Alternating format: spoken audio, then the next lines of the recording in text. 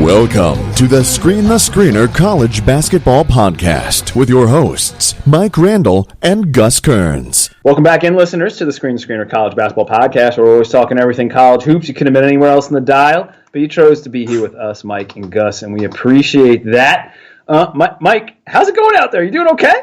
I'm doing great because Portland is dusting Denver. I actually recorded the fantasy football mailbag last night, and I'm talking to all these football guys, and we're talking about how we want football to return, and, football, basketball, give us that every day, Gus, and I'd be a happy camper.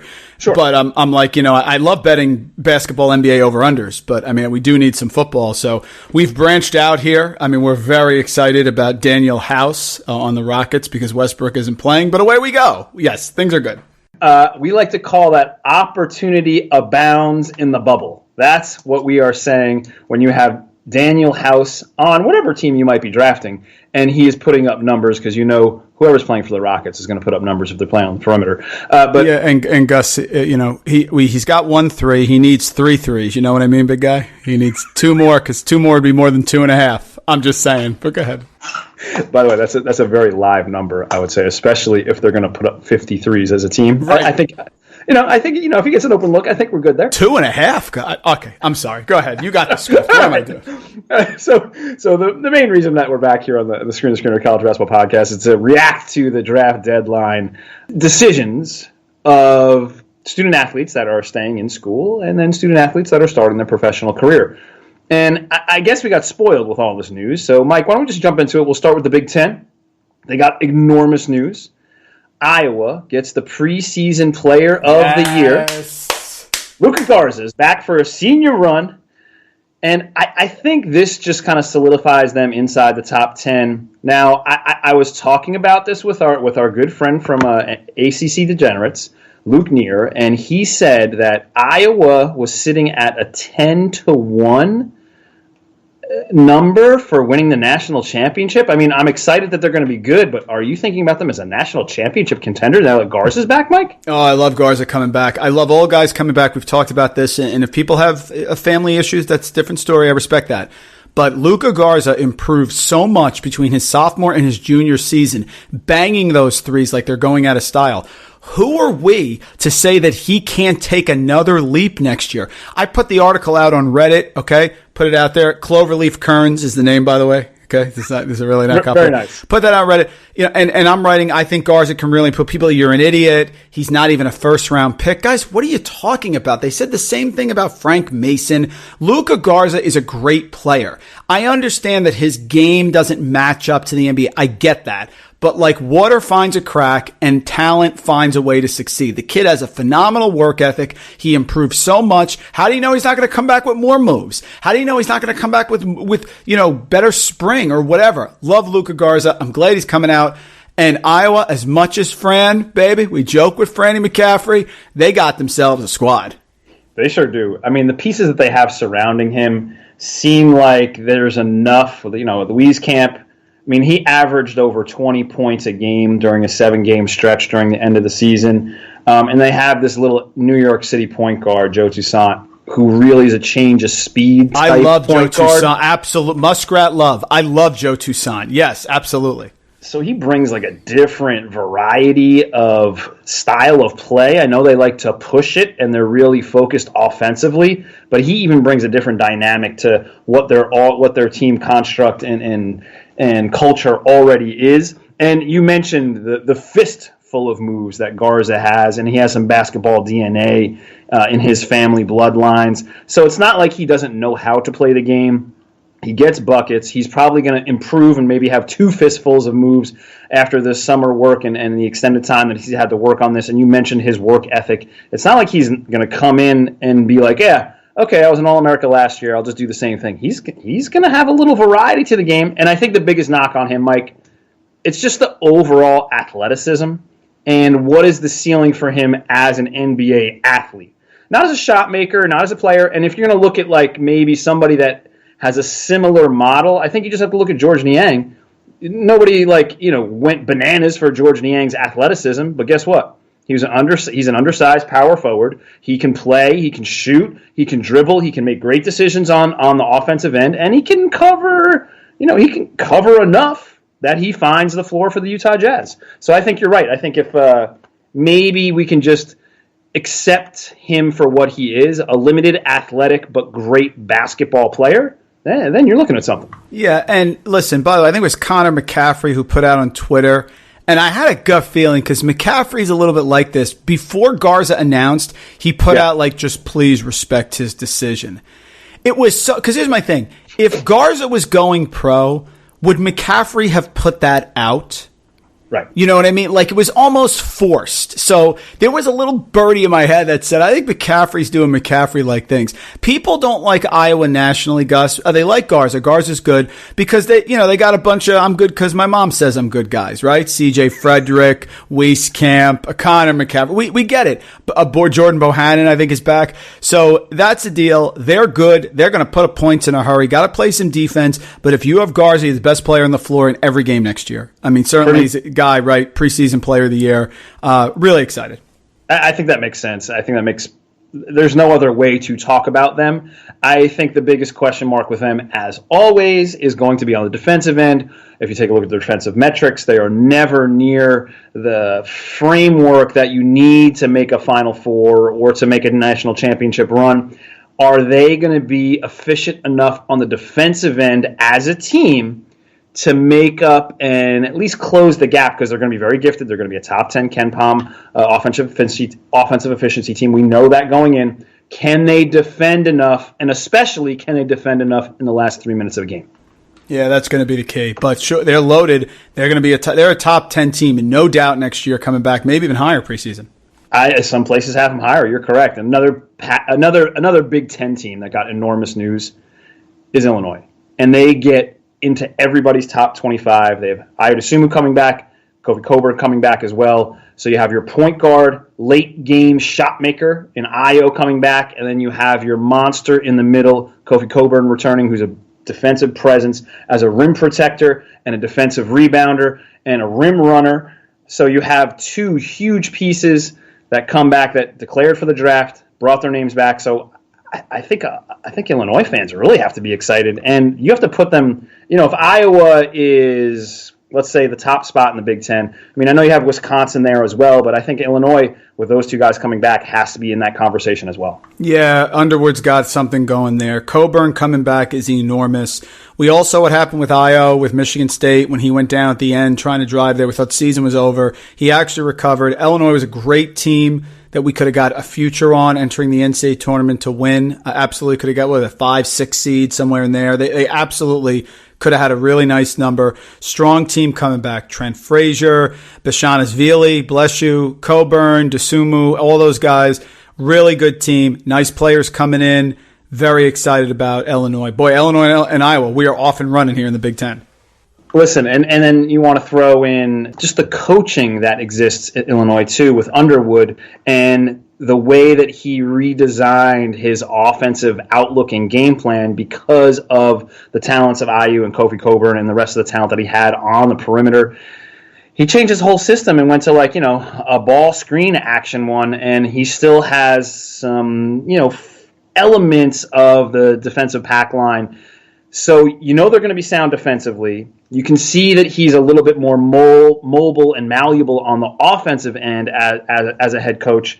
So I don't know. I think it makes sense that you can put them in that conversation with Iowa and Wisconsin as the best teams in the Big Ten, and maybe even include them as high as, I don't know, top 12, top 10 in the nation with those two guys coming back. That makes sense. And do you know that Cassius Winston and Xavier Tillman are actually going to be reincarnated next year as Dosunmu and Coburn? Because you're going to see a lot of screen and roll dunks. Okay, you're going to see a lot of that coming off the screen. You stand in front of Coburn. Okay, you stop that train from coming. I don't think so. Totally agree with you, man. Love Illinois. Love Illinois.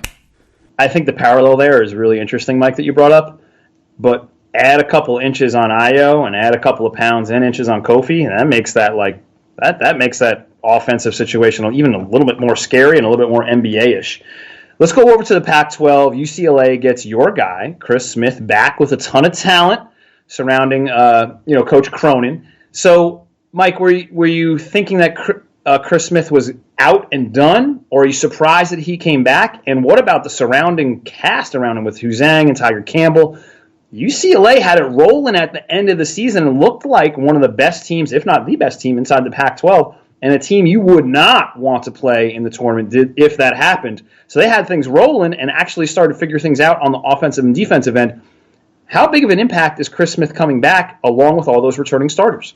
You know, when I talked to Coach Mihalik from Hofstra, name drop right there, okay, we talked about the big win at UCLA. That shows you how good a coach McCronin is, that he takes a team that was so poor at the beginning of the year and is playing some of its best basketball at the end of the season. When Deshaun Nix decided to go to the G League, I thought Chris Smith was gone. I'm very happy he's back. Smith, Jalen Hill, Cody Riley, Jaquez, Tiger Campbell's back. People are saying that Campbell and Nix couldn't coexist in the backcourt. Now I don't have to worry about that. So right. Jake Kyman, who had the one game against Washington, like 16 threes or something like that. I watched that one live because I may have had a wager, Gus, on that one.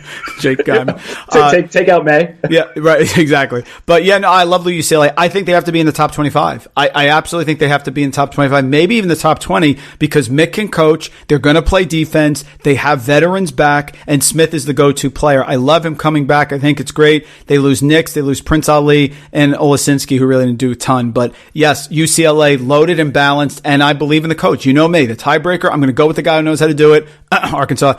And I think UCLA is going to be solid. I shouldn't say that about Arkansas because I think they're going to be really good. We'll get to them a little bit later. Yeah, they're going to be good. Cup of Joe. So I'm with you, and then you add in transfer from Kentucky, Huzang, who's going to be eligible immediately due to the waiver. And one of the other things I think needs to get brought up right here, I think it's a good point. I don't think with the climate of the whole entire nation and the whole entire world, I don't think the NCAA can hold anybody up for going anywhere that they want to go to school because they feel safer there. I mean, especially with anything. Of course. Yes. So any waiver should get signed immediately, regardless of reason. All the student athlete has to say is, I feel safer at this institution because of reason X, or I feel safer at this institution because I'm closer to my family, and I feel safer. And boom, it should be signed off good. So there should be no holds up on any transfers this particular season. That's just my own personal opinion. Partner, I'll go even further. Just say, you know what, I'd say yes. It doesn't matter the reason. I'm done with this. The coaches can jump. The players can jump. You know what? You're going to have to build deep connections. You're going to have to build the Gene Hackman, Jimmy Chitwood connection that he shows up and says, I play, coach stays. That's what it's about. It's about building relationships, folks. So they want to transfer, that's fine. And Gus, I had to look it up. Jake Kyman on January 2nd at Washington had 21 points. He was 7 of 12 from 3-point range. I just had to throw it out there. They won 66-64. By the way, that's a lot of freedom on the offensive end for anybody that's coached by Mick Cronin. So 7 of 12. How many shots did he take, Gus, inside the arc? 7 of 12 from 3-point range. Maybe he put up one more. 0 of 0 inside the arc. Did he get to the line? Did he get to the line? No, he did not. Okay. Boy, Gus, did he ever get to the line? Wait, how many? 1, 2, 3, 4, 5. Oh, no, forget it. No, he doesn't get to the line. Okay, fair enough. And then also inside the Pac-12, Colorado gets split news. Tyler Bay is out, but point guard McKinley Wright, the fourth, returns as one of the nation's best point guards. Great news for the Buffs here. Does McKinley Wright returning keep Colorado on the top half of the Pac-12, or as we saw with Cassius Winston coming back with a reliable point guard, does that maybe elevate Colorado to a different stature and maybe tickling the top 25? How impactful is it to have a point guard that knows the system and is just a flat-out stud like Wright is? How impactful is that on the college landscape? Well, let's see. How impactful can it be? Because I thought Colorado was one of the most disappointing teams in the country last year. 21-11. And bro, how did they end the season? Loss at home to UCLA, loss away at Cal. I mean, brutal. Tough. Loss away at Stanford, loss away in OT at Utah, okay, and lost on a neutral by 14 to Washington State in the Pac-12. Folks, that was it. So listen, McKinley Wright back. I love the guy. He's a little Ben McLemore, who's on the tip of my tongue because of NBA DFS. Little bit, Gus. Let the game come to you. McKinley, you needed to realize, I understood you guys were on fire. You were 7-0. You lost back-to-back games. Kansas away, Northern Iowa, no problem. Okay? But could we stop the bleeding at some point, McKinley Wright, for a team here that's for a team that can score, there was only 189th in the country in 2-point offense. So, yeah, I like McKinley Wright, but he's got to be more forceful because they need him. That you can't end the season when you are a top team early in the season. You can't end with 5 losses, including a first-round loss in the Pac-12 by 14 to Washington State. Brutal. Baffling, especially considering they're one of only 2 teams that found a way to beat Dayton this particular season. I know they did it in OT with that Deshaun Schwartz buzzer-beating 3. Like, if you're one of the teams that could defeat Obi Toppin, and this leads into our next returner, point guard Jalen Crutcher is going to return for the Flyers. So that's huge news for the A-10. They were one of more of the vexing teams last season because you could not identify, is this a great team that can beat a number 1 seed like Dayton? Or is this a team that loses on a neutral by 14 to Washington State? You just didn't know which team was going to show up. Maybe the return for his senior year for McKinley Wright IV will maybe help straighten that out or tell that story, or maybe write the final chapter of that. Gus, that game is the schematic of what I thought Colorado would be. They beat Dayton 78-76. Here we go. McKinley Wright, 29, right? Mm-hmm. Schwartz, 20 points. 5 of 7 from 3-point range. Tyler Bay gets 12. Batty, just enough to hang around 9. That's the schematic. We can't have Shane Gatling taking a ton of shots. We can't have Seward, who really is Jake Kyman, by the way. We can't have him out there. That schematic never has. There's plenty of games with McKinley Wright at like 12 points.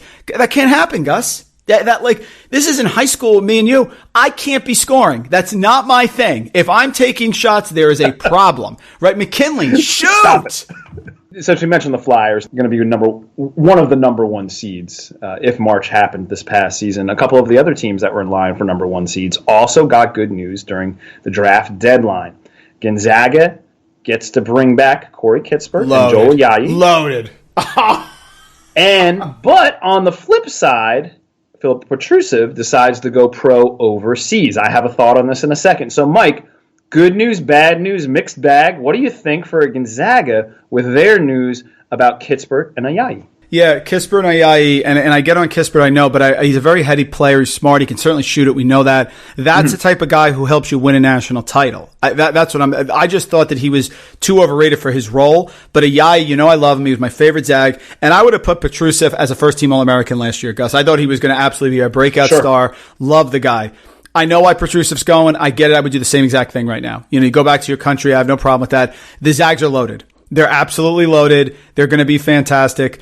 Love them. Their star freshman guard, Jalen Suggs, he's a perfect fit. I'm hoping Suggs is returning. We still haven't heard on that, right? Well, here's the thing. There's 2 different deadlines. There's the NCAA deadline, and then there's the NBA deadline, which is later in August. So in order to let the NCAA know that you are coming back, he's not a student athlete yet, so he doesn't have to let anybody but the NBA know later on in August. So these 2 deadlines are a little tricky for some of these incoming freshmen, and maybe for people, let's use Jaron Crutcher for an example. He says, okay, I'm going to come back. He could easily flip-flop and then just say, I got good intel, I'm back in, and as long as he lets the NBA know before that later August deadline, he can be back in. Okay, well, if Suggs comes back, they're loaded. He's a great coach. Yeah. Even with the loss of Petrusev, hurts a little bit, I think. I would not say a ton. So I love Gonzaga. Love Gonzaga. They're going to be preseason number 1 for me. No doubt about it. I know Baylor's got guys back. Villanova, I understand that. But no Sadiq Bey for Villanova. I love Gonzaga. I am with you on the Zags love, and I think my 2 cents on the Petrusev exodus is that maybe this speaks to just how good Drew Timme is, because Petrusev had to go against him in practice every day. And we saw that Timme really started to find himself and find some more floor time during the end of the season.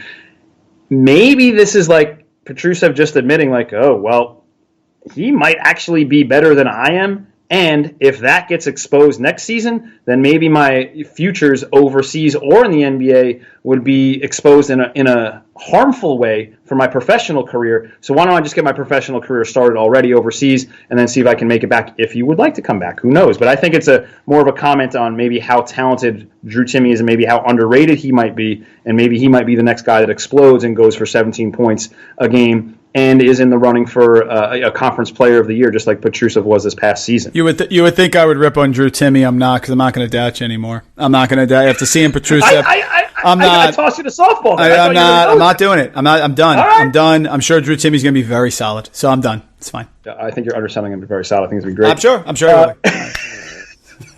No doubt. I know he is. You mentioned Baylor. They got great news. Teague and Butler are returning, and they pair with Davion Mitchell, who's one of the best defensive players, not just in conference, but also in the nation. And you want to see what happens with Tristan Clark. He came back this year, never really found the full health and success that he found the year previous, where people were predicting him for maybe a first team, I don't know, like a first team all Big 12 type performance, and maybe even like some honorable mention All America stuff. So if they have Clark come back fully healthy, they got Butler and Teague in the backcourt, you got Mitchell defending multiple positions, top 3 recruiting class coming in, you could argue that this Baylor team maybe could be ranked number 1 preseason, couldn't you? Yeah, you definitely could. They got everybody back now, real solid. Tristan Clark, the deal is this, guys.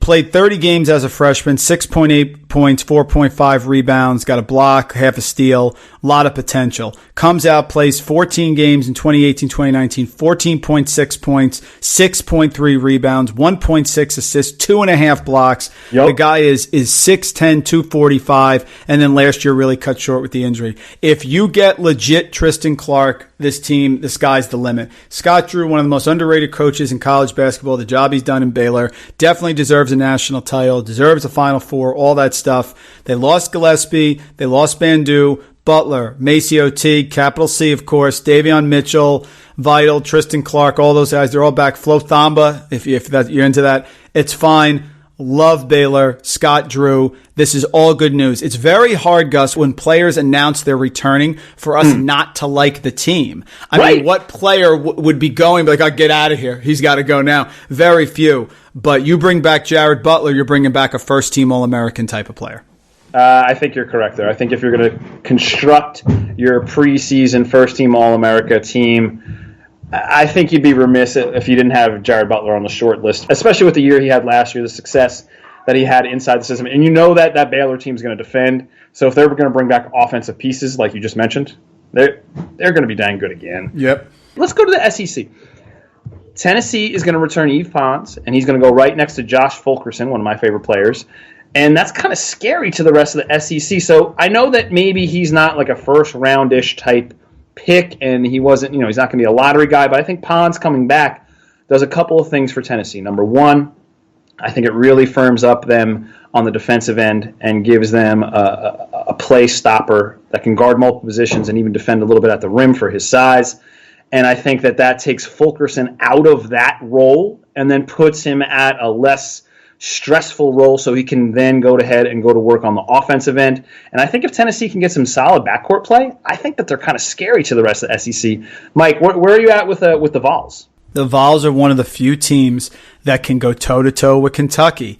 We heard it earlier this year. I did not know this was the case. What is it?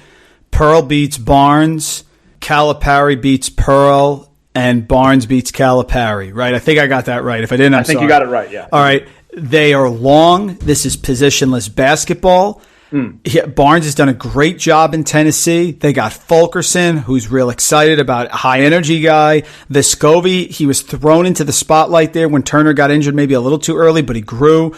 J Cube, Josiah Jordan-James, superior. Yves Pons coming back, great defense, long. They cover the lane. They should experiment with 1-3-1. Going to be a problem. They can score. They're going to be really, really tough. Tennessee is probably, in my mind, I don't care about Kentucky. I'm going to lean Tennessee as my preseason favorite in the SEC. Oh, wow. Okay, there's some news right there. And I love that you're giving some coaching advice that they should go to maybe look at some 1-3-1, a little bit Baylor style there, if that's not mistaken. Let's go to Alabama. It seems like they have something working here. John Petty's going to come back. He shot 44% on his threes. I know Kyra Lewis is off, and he's probably going to be a lottery pick or somewhere in the first round. But Alabama has a couple of grad transfers coming in, and they bring back one of the best shooters in college basketball. I don't know about you, but it seems like Nate Oates might have something going year 2 here. What do you think? I think Nate Oates did a really nice job. They have a good squad coming back. They need some firepower. Petty needs to be a little more consistent. Drives me crazy, a little frenetic. I mean, he can have like 11 threes at Tennessee, okay? And then all of a sudden he drops off the face of the earth. I think he can attack the basket more. They need him to become a well-rounded scorer. Oates can certainly coach. Alabama's solid. Don't put them in the upper echelon there, but really strong coming back, have a lot of good players. Petty can do more. I don't want him to become, you want to name drop here for old Arkansas? I don't want him to become Scotty Thurman. I want him to become a well-rounded player. Yeah. I love that. Wow. And speaking of Arkansas, Isaiah Joe is back along with Petty, one of the best shooters in the nation, even though Joe didn't have the numbers that he did last year. He did make over 80 threes. And you want to talk about getting opportunities as a shooter? You're going to get it with Coach Musselman in Arkansas. Okay, Mike, here's your Razorback moment. Go for it. I think they're going to be very strong. And I think they're going to Cup of Joe really can put it up there. Colin Wilson, I do the Action Network pod with him and Stuck. Guy is so excited. Pig Suey out the window. The SEC is tough. I told you a couple years ago, I love the SEC. People are into the Big Ten. If you asked me to pick a conference that had the most teams make the Elite Eight next year, it's going to be the SEC. This is the type of teams that make a run in the tournament. Shoot the three, long, athletic. That's what you want. I like Arkansas. He's got a lot going on there, Musselman. They're buying in. He's a great motivator. Players will die for him. Absolutely. Cup of Joe was a big one. They need scoring. You need scoring there. Tennessee, Kentucky. You're certainly going to have Florida there with playing defense and scoring about 2 points a game. But you need to score. These are the type of teams that can make a run in the NCAA tournament. Listen, they keep score on the scoreboard for made baskets. They don't keep it for defensive field goal percentage. So that's great if you can hold opponents to 41% shooting. But if you don't make a play in crunch time on the offensive end, when you have a playmaker like Joe or like Petty, like somebody that can make a deep three, late shot clock off of a kick out, then why are they keeping score the way they keep score? So I think bringing those two guys back are huge for both of those programs. Anytime you have a shot maker with some talent and a little bit of experience, and you can call them a veteran if you want to, but if they know the system and they know where they're going to get the ball and where those shots are going to come from, I think they're going to walk right into at least 2 made threes a game, if not more than that. All right, Mike. Speaking of make threes, thank you, C.J. McCollum, for your third three. That was a very big three, Gus. Third three of the game for C.J. McCollum. Was that number maybe 2.5? Oh, what makes you think that, my friend? Sorry. I'm still rooting for House to get his three. He's letting them fly, but they're not going in. Go ahead. Well, I think we're talking about different calibers of shooter there. We're talking about Daniel volume House shooter. Yes. We're talking, a perennial, all-star the past 5-ish years, and somebody that's filling in for somebody in the starting lineup. I think that's all we need to say there. Yeah. All right, let's go a little grab bag here. Let's talk a little bit about what in the world this season might look like. I crunched some numbers here, Mike. Okay, you ready for this? I love when you crunch numbers. Okay, the numbers I crunched were for how this season might work. We've seen how Major League Baseball has had issues. They have teams flying all around the country, going in different places, different venues. There's tons of players, there's tons of staff on each team. We've seen the NBA be unbelievably successful. They were proudly boasting that 0 positive tests since the end of July. In the bubble. We've seen that as much as this might pain you or humor you, MLS has done a decent job. And if you want to go overseas, the European leagues have done a decent job of keeping their guys healthy. And we've already run into a number of different problems with football on campus for colleges. So let's just talk testing numbers, right? And let's just throw out the number. I did a little research. We have a couple doctor friends, Dr. Tony. It's about $150 per test. Let's just throw that out there, right? And we got 15 players plus maybe 5 people on the coaching staff, throwing the team manager, throwing a trainer, throwing a couple other stat people. And then we're talking at least 20, maybe 25 people per team that need to get tested. That's almost $4,000 per game. And if we extrapolate that out, that's over $95,000 per team to get tested over a 25-game season. And this equals just about $1 million per 25 game season per team for a 10-team conference. Now, there's going to be no football season in some places, and certainly no football season that's going to create a ton of revenue that these universities and colleges are used to. So where do the millions of dollars come from? There's going to be no bye games, it looks like. The basketball season might be just conference games. This is going to be really tricky. Where in the world is this money going to come from to do all this testing when we're talking millions of dollars at $150 a test, and you know that there's going to be multiple testing? So, Mike, crunching all those numbers, do you have, is it viable? Is there a solution here? Can they do something like Coach Kevin Willard of Seton Hall said, like maybe try to squeeze in a conference season from Thanksgiving to New Year's when everybody's off campus and they can maybe go to some sort of university as a bubble? Like, what's the answer here, Mike? This is a lot of money and a lot of testing and a lot of hoops to jump through. You're going to pass out here. It's a great idea by Willard. What? Here's the deal. Okay. Here's a segue, by the way. If there were millions of killer bees flying outside your house, right? Now hang with me here. Hang on. Would you wait until the bee population kind of died down and then make a run for it? Or would you really want to get some data and some, television time that, there really are very few killer bees outside right now. And then you would go out of your house slow, and then eventually you would become quickly, back to normal.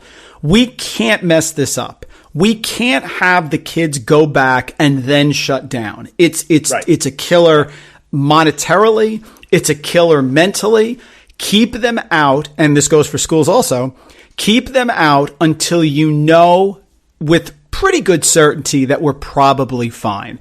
So they cannot have fans in the stands. I love the idea about putting them in the bubble. Gus, the bubble works. Look at the NBA. Right. The bubble works. People are not testing positive. We know that it works. The NFL is absolutely going to try to play. They could mess up, but if it shows us that the bubble can work, and we will get better, and the vaccines will come. I still like my idea. Let's start after January. Let's hold out until after the new year and then go from there. But I like Willard's thought also. We can bubble when there's no students on campus and you can play in front of empty arenas. The NBA's doing it. Put some holograms up there. No problem. I don't know where the money's coming from, but I do think we need to get back to normal in some way. And the bubble works. Look at MLS. Look at NBA. Just to play off of what you're saying a tiny bit, looking at predictive measures, what kind of stock do you put into the Ivy just saying we're not going to do anything until January 1? Are they ahead of the curve again, just like they were by canceling their conference tournament? Is this something that we should pay closer attention to again, or is this a wait and see, let's see how the rest of the summer shakes out? Can we make this simple? You always have the unique ability to make it simple. Aren't there really smart people at Ivy League schools? Because is it really I don't think there's a lot of idiots. We don't need to overthink this, right? Right, we don't overthink it. I'm fine with after January, but listen, I think playing in closed arenas, if you have enough tests, and listen, these colleges have money, you could test 12 kids and a couple coaches. I mean, you want to go nuts and say 25 people? I mean, I guess you could go there. Right. But the NBA is putting out the schematic. I like Willard's idea. Play over the break. No one's there. We'll watch the games. Yep. You'll get some TV revenue, okay? But after January, yes, I think our country will return to normal once we get through a winter season. So give me a little January 15th, Baylor, West Virginia, okay, in an empty Morgantown gym. I'll take it right now. I like your description. That's unbelievably appealing to me right now. Empty gym in Morgantown. Wow, that sounds lovely. I think that may be what I'm dreaming about tonight with Sugar Plum Fairies. That sounds amazing. All right, Mike. And listen, the world has changed. It's changed with COVID, and it's changed with Makur Maker, right? Did you hear about Noel Eastern today? Noel Eastern is going to Howard. Now, listen, it would be nice if Noel Eastern actually had offensive ability, but it's that's a pretty big name from the Big Ten. Eastern goes to Michigan for basically a right. song, okay? And now he's going to Howard. So the world's changing. COVID is here. Bubbles. Maker's making Howard. The MEAC is all fired up with Howard now. So the world's changing. Let's just adapt to it, man. Right? I love that that's the move for Noel Eastern. I think that sounds amazing. I love that Maker's going to have a sidekick there. And I think that we've talked about this a little bit on our kind of comeback podcast. And in the next the next move is, where does Mikey Williams go? Mikey Williams is the next class, so he released his top 10, and he has 2 teams from the SWAC, Alabama State and Texas Southern. He's got Hampton University. He's got North Carolina Central, and he's got Tennessee State. And we know that the OVC is no stranger to NBA players with the success that Belmont has had. And then, of course, Ja and Murray State. And then, he lists like a couple of other guys as far as Kansas and Memphis and Arizona State and USC because he is a West Coast guy. So, the USC with the local thing there. But the fact that half of his final 10 are historic black colleges and universities, I think there's a movement here, and it's not just going to be a moment. Hopefully it's a little bit of a movement, so that was a really cool thing. I'm looking forward to that. Another thing that we might want to just touch on, Mike, did you have an opinion on if Kentucky needs to rename Rupp Arena? Because the Kentucky African American and Africa Studies program are calling to change the name to help improve race relationships on campus. This was one of 10 recommendations made by the faculty and the staff of that particular program on campus. Do we feel like we need to rename Rupp Arena? What was your stance on that? Gus, I will be full disclosure here. Yeah. Obviously, there's a lot of stuff that happened historically that we didn't know about. And if you find out that people were racist or had slaves, and it's a tough one to keep that name. I don't know enough about it. I'm not going to comment here on Adolph Rupp, folks. But what I'm telling you is I think that the way our society is now, we need to take a fresh look at everything. I think everything's on the table. I don't want to go overboard, but at the same time, if you have a situation where people were representing something, and listen, some of them may be innocent. They may not, at the time, they may have just done what everyone did at the time, but what everyone was doing was wrong. Okay. So I don't know enough about Rupp's past, but certainly I think we have to be careful, and I think everything has to be carefully examined. That's the way it is. You can't just say, oh, it's the past, because we can't have somebody up there with their name on the building of any building, I was just talking about Kentucky, anywhere, that has a sketchy past. You can't do that. So I think it's just time for a systematic review. And then you're going to have people come together and make really tough decisions. Leadership is about making decisions. You get in those positions because you make more good than bad. But I don't know enough about it, but I will say this. I think everything's on the table, and you just have to be careful, because once we get through this and once we move forward as a country, we don't want to have to look back and say, oh, we missed a guy. We missed this. So it's tricky. It's delicate. I respect our history, but we have to be careful. And I think respecting the history, part of respecting the history, Mike, is learning from the history. And I think the fact that this is just part of the conversation and one of 10 recommendations, not the number one recommendation or the singular recommendation that was made by the African American Studies program at Kentucky, I think is exactly what you're saying, respecting the history, but also attempting to learn from the history and move forward with it in a meaningful educational type way. Mike, speaking of moving forward in educational, what did you take from the Pac-12 and the Big Ten football players' Player Tribune stance about how they were going to handle the football season, or maybe just college athletics in general? Do you think this helps or hurts the potential of a college basketball season upcoming, hopefully, crossing our fingers, in January? Was this where they talked about we want to make sure that we have safety precautions in place and that we know? This is not a dictatorial decision. This is a collaborative decision.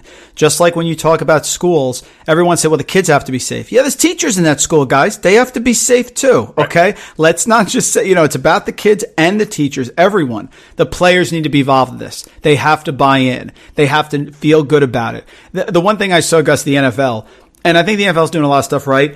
They had one of the training camps where they had like a mister over people's heads. They walked in and it was like spraying like mist sanitizer. Gus, that's not doing anything. I mean, that's not stop. That's not, so if I go and cough on you, the mister, I mean, this isn't like, Star Trek. Okay. So you have to have protocols in place. The athletes have to buy in. You have to bring, when I was in college, I was on the student athlete advisory committee. You have to bring representatives from every school in. They have to sell it. It has to be collaborative. You have to get the students on board. Students, admin, teachers, coaches, everybody, because that's where you feel confident and that's where you get support. And I think that the student athletes have a voice and have a venue to be heard as a greater whole. I think that's unbelievably positive, but I also think it speaks to the lack of leadership from the NCAA as an entity, where there's not just one person or a group of people that are saying, hey, this would be the best idea for everybody involved. Like you said, the student athletes, the staff, the teachers, the janitors, the custodial workers, the people that work in the cafeteria. I was a person that worked in the cafeteria, in multiple cafeterias on campus when I went to school. So I think the safety of all of those people, all of those humans need to be taken into account, and that's where the university and presidents and maybe the conference leaders and maybe just the lack of like a true presence besides Emmert, because Emmert's not going to do anything or speak on this. He's not going to be very vanilla on this. That's where maybe the leadership is lacking. But the fact that, just to go back to the original point, the fact that the student athletes have a voice here and can be heard and then need to be responded to, I think that's positive, and I think it moves it in the right direction. And again, much like our previous conversation, we're learning from history and we're allowing a collaborative process to begin. And that wasn't the case maybe 5 years ago or 10 years ago. Well said. Yeah, Mike, what do you think? I got three quickies since we started with some NBA draft. And this will bring us into a little bit of NBA talk, which I know you got a couple things ready for, which I'm pretty excited just to hear your 2 cents on. I have 3 would you rathers if you were in the NBA draft. Are you ready, Mike? Yeah. I have not seen these folks. Go ahead. Fire away. You can give a reason for these, or you can just say, or you can just go quickie. Ready? Would you rather Cassius Winston or Cassius Stanley from Duke? To win an NBA title, Cassius Winston. To win the NBA dunk contest, Cassius Stanley. Fantastic. Okay. Cassius Winston's a winner. That's it. Period. Would you rather Sadiq Bey, Villanova, or Cole Anthony, UNC? Oh, wow. I'm going to go Sadiq Bey, and I'm going to go Sadiq Bey because of your review as a UNC guy of Cole Anthony. Last time we were on this podcast, you talked about it. I'll take Bey. I think the 3-and-D and his length really developed last year and improved. Like Cole Anthony, good one. I'll go Sadiq Bey. I think I would lean Sadiq Bey there too, even though I was all in on the Cole Anthony bandwagon preseason this year. And how about the third one? Tyrese Maxey, Kentucky, or Tyrell Terry from Stanford? Oh, I'll go Maxey, like the Kentucky guys. Shai Gilgeous-Alexander, segue coming, really has done a nice job for Oklahoma City. They're just so versatile, these Kentucky guys. When they come in, they get steals, they rebound, they can pass, they can score, their shooting gets better. I'll go with Maxey.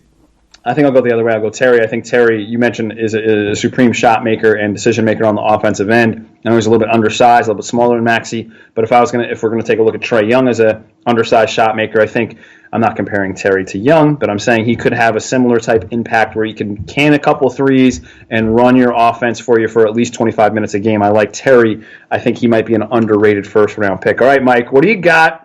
Now you said Shai Gilgeous-Alexander, SGA. What do you got for some NBA goodies for the listeners out there?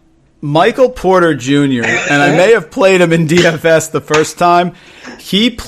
Malone hated him. He played terribly. From what we heard, Michael Porter Jr. called him or texted him and said, "Coach, stay with me." From that point, he's been tremendous. They lost tonight to Portland. By the way, Portland wants to get in this NBA playoff so badly, and the Lakers do not want to see Portland in the first round. I'm going to tell you that right now. They lost by 10. Michael Porter Jr., 27 points, 12 rebounds, 2 steals. And over the last couple games, Gus, what he's done, this is nuts what he's done the last few games. It's not just the bubble, because his first game was not great. The first game he played in the bubble there, he went in on Saturday, August 1st against Miami. 25 minutes, 11 points, 3 assists, 1 rebound. Ordinary. Okay, ordinary. 1 rebound. Last 2 games before tonight, 37 and 12, 30 and 15.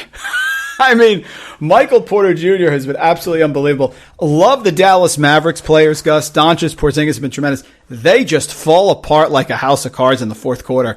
If you want to bet live in-game wagering, take the other team against the Mavericks with the spread hanging into the fourth quarter. They've blown every game in the fourth quarter. They don't play any defense. They have some rotation where they start with Porzingis at the end of the third quarter. He plays great. Then they sit Porzingis. Doncic is in. By the time Porzingis comes back in, the game's over. I've seen it 3 games in a row now. They play no defense whatsoever. Toronto's on fire. The old Ewing theory, right after you lose the big man. They are playing so well. Their defense is tremendous. Fred VanVleet is unstoppable. I mean, banging 30-point games, Gus, shooting threes from beyond the arc. Just a couple things that I caught my eye, and very happy. Also, if some of these college players, Gus, of course, we root for them every single night when we see them in the NBA. Yeah. Luguentz-Dort on Oklahoma City. Your guy. That's your guy. Love Luguentz-Dort. Aggressive. His jumper's coming around. He's going to be a player. If you can invest in a stock, my wife is into stocks now. She's starting to invest like penny stocks. I would bet in Luguentz-Dort. This kid's an athlete. His shot's getting better. He's hitting rebounds, and he had more than 8.5 points last night. So, Gus, all aboard Luguentz-Dort, Oklahoma City. Just a couple things I've noticed from NBA DFS. All right, so I'll try to follow up with you here. Okay, right. Number one, Michael Porter just need to get healthy. He's healthy, Gus. He is healthy. He needed to get healthy, and he also needed an opportunity, and the injuries on the Nuggets roster provided him with the opportunity. No Gary Harris, so somebody had to fill in on the wing there. And the interesting thing, it seems like he fits in pretty well with Jokic. Spectacularly well. And they don't have Jamal Murray yet either. Spectacularally well. Yeah. You would think that maybe, with him taking up the paint and being that force inside, grabbing all those rebounds on the defensive end, you think that would bother Jokic? No. Jokic has put up triple-doubles just like normal, and it seems like they complement each other pretty nicely. Just to talk to Luguentz-Dort a little bit, a couple things about him. Number one, you're right, his offensive game is coming around. Number two, that dude is a load. He can guard multiple positions, not like 1, 2, and 3. He is an absolute tank. You could put him on somebody in the post, and he can hold his own and even get an advantage down there. So the fact that he can defend multiple positions really well with his girth and his length and his strength is really impressive. And if he can just kind of, like you said, put up more than 8.5 points per game, guess what? Not only is he an NBA rotational player, but he's maybe your 4th or 5th best player and a starter. Oh, yes. Super impressed with him. Oh, 100%. He can guard anywhere, absolutely. And then just to go VanVleet for 2 seconds, that's who Tyrell Terry reminds me of. I think that, it's a good Stanford shot maker. He's going to run your offense. He's not going to make mistakes. He's going to play with confidence. It's not like he doesn't know what to do. He knows exactly what to do, and he's going to shoot at a great percentage from 3. And he does have that type of range that he showed a little bit at Stanford that can stretch out to the 3-point line and maybe even a little beyond that. Yeah, VanVleet, since he got into the bubble, has just really taken off since he's gotten in. First game, which was on August 1st, 13-11 in a win over the Lakers. Then 36, 5-4, and he was 13 of 13 from the free throw line against Miami in a win. And then he just decided to smack around the Magic last night, 21-10. VanVleet's been fantastic, and he's playing big minutes, 40, 42, 35 minutes.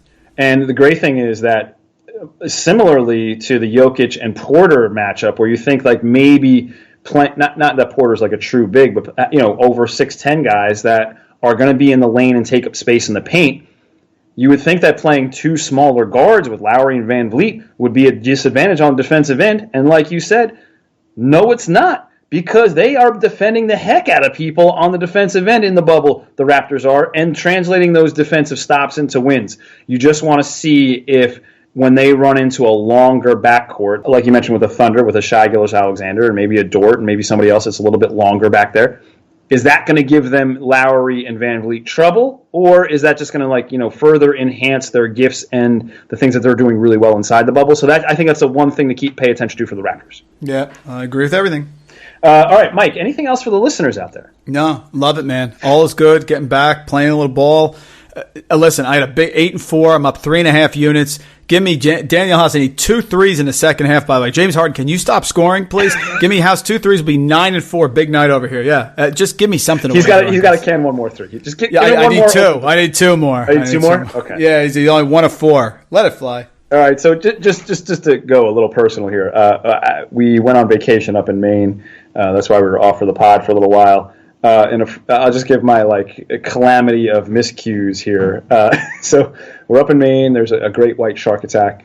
The family and I don't go to the water and the beaches. It's ankle deep. So we're kind of okay, we'll go to the beach, bake, and then just kick the water around. So we had that. Then we come home, and there's the big storm, and we come home to no power, so we have to unpack and do all these other things with no lights on and some candles. And then because we have no power, I'm like, all right, what am I going to do today that's going to be semi-productive? All right, let me go out and work in the yard. And then I'm deadheading some flowers and stuff in the yard. And then boom, I cut the tip of my finger off with the shears. So it really a string of events here. There's, I could use a little, I could use a little turn of the luck and maybe get maybe I'm rooting for a Daniel House to get his three 3-pointers. I could use that type of string because I got a string of bad luck going here. Yeah, but nobody bounces back like you, my friend. Come on. You beat everything. You beat COVID. You got knocked off the bike. I mean, come on. You're Iron Man here. All right. Well, listeners, thanks for knocking back with us and finding us again here on the dial. We appreciate it. Hope we got you through a little college basketball talk with the NBA reaction, draft deadline reaction. We'll get back at you next week at some point with some other cool information. And please don't forget to give the podcast a follow at SDS Podcast. Efficiency of keystrokes, of course, over on the Twitter machine. And please give Mike a follow over at Randall Rant, especially if you are intrigued with any sort of Daniel House numbers or fantasy football. That is definitely the place to go for that. And we hope that you guys are being safe, calm, and healthy out there. We're rooting for you guys, and we're glad to keep you company along the way with whatever you might be doing when we're in your earbuds or in your speakers. So thank you, listeners out there. We totally appreciate it. That's all I got, partner. I'm checking the lines for tomorrow already. We got the Spurs getting points against Utah. We sure about that? Give me a break. I don't know about that. I think you better check those lines twice like Santa checks his list. I think that sounds appropriate. Listeners, we'll catch up with you soon. Before you know it, Cilantro, grazie, arigato, everybody.